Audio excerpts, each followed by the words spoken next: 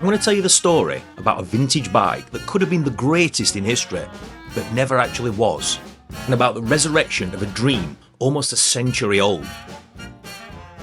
The Wardill 3, introduced in 1927 by the Wardill Motorcycle Company, was a British motorcycle notable for its innovative engine design. Founded by brothers Ernest and James Wardill, the company was based in Carshalton, Surrey.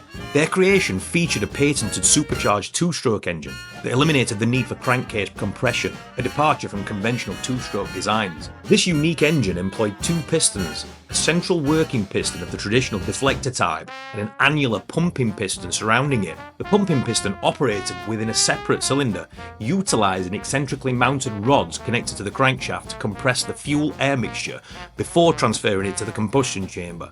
This configuration aimed to enhance the power output and improve fuel efficiency. The Wardill 3 was equipped with a 346cc engine, chain drive and an Albion 3-speed gearbox. During its development between 1924 and 1927, the Wardill performed admirably in public trials, garnering significant press coverage and interest. However, a pivotal demonstration at the Brooklands racetrack ended in a crash, leading potential investors to withdraw support. This setback resulted in the cessation of the company's production efforts, and no known examples of the original Wardill motorcycles are believed to exist today. So the dream of the Wardill 3 ended right there. Or did it?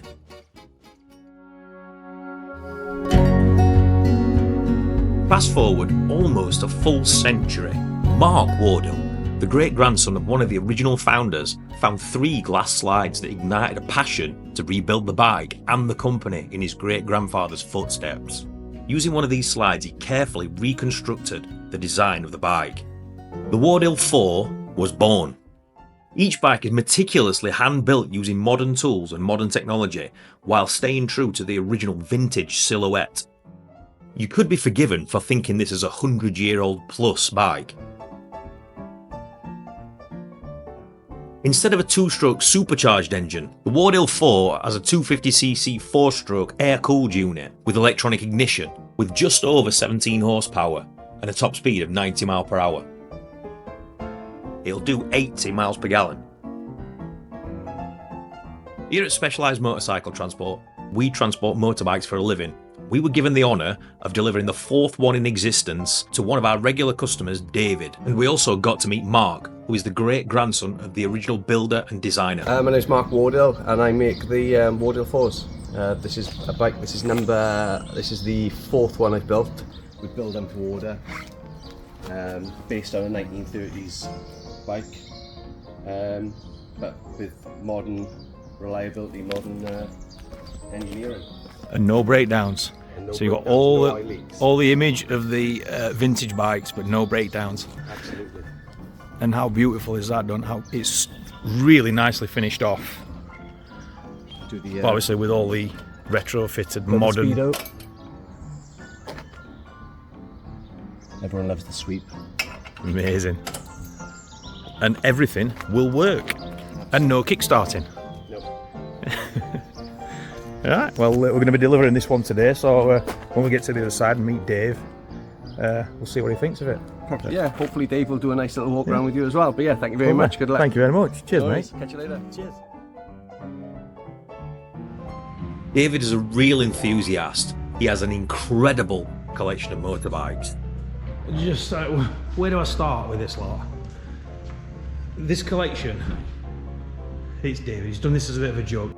Motorcycle museum. This is his own personal collection. It's not somewhere that you can come and pay and see these bikes. I'm lucky. I just get to come all the time because we've delivered every single one of these bikes. So I'll just walk down here. It's got them in every colour. Rocket 3. David's collection's got to be one of the best in the country outside of a museum. Bonnies galore. And it just shows a testament as to how Dave knows just the right bike to collect.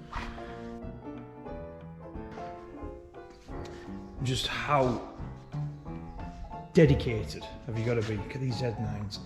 I think given the history and the exclusivity that this bike brings, the Wardill will fit in perfectly in David's collection.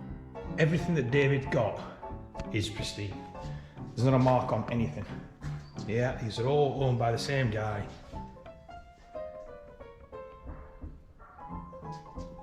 You'll never get the address out of me. Look at the shrine.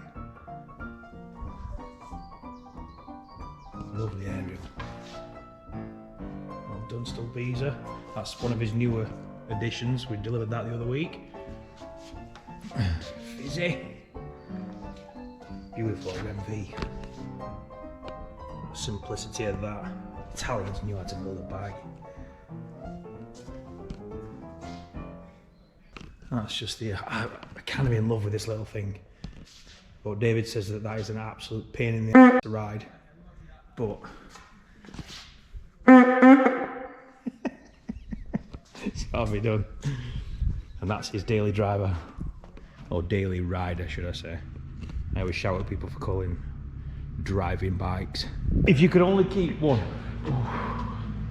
That is difficult. The Indian? I would think so. This was at David's museum. What we wanted to see was his genuine reaction when we delivered the bike to him. So we delivered the bike to his home because David plans to genuinely ride this from day to day. So what does David think of the Wardill? Oh, you're happy with that, mate? Because I'm, honestly... Yeah, it's mustard, isn't it? Yeah, absolutely mustard. Beautiful. If you aren't familiar with that phrase, cut the mustard. It means he's happy.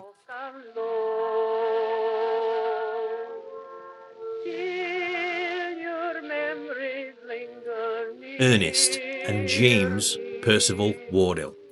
Percy to his friends. These men were at the forefront of motorcycle design. Alongside the now well-known manufacturers such as Luxecut, Triumph, Ariel, Norton, AGS, Matchless. They were pioneers of development and fueled by a passion that only a motorcyclist will ever understand. The painstaking work these men put into creating this original bike could only have been matched by the pain of seeing it crash before the investors at Goodwood.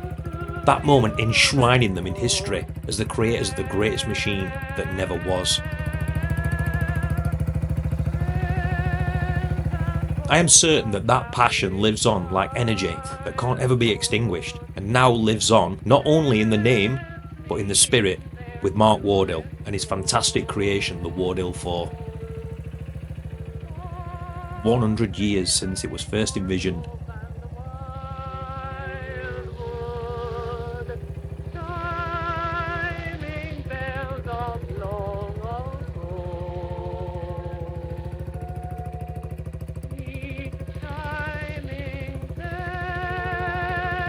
If you are interested in owning one of these wonderful machines, I will leave a link to the Wardill website in the description. You could possibly own one of the most exclusive and historically important bikes to ever exist.